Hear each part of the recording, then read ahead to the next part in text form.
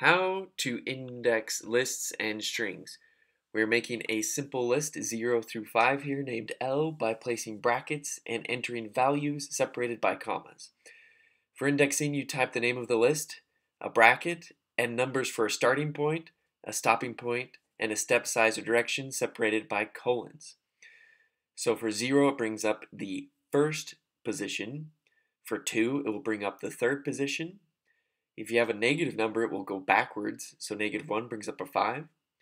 You can put a colon after a number to bring up that value and all the values after it.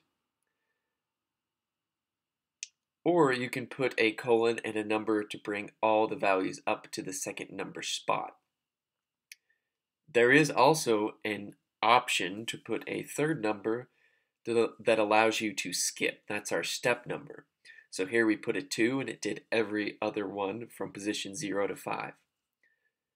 For our last example, if we want to start on the last value, go to the end in the backwards direction, we put a negative number for backwards. So in this example, we'll step backwards, hitting every value since we put a -1. And here's the original list again. You can do the same things with strings.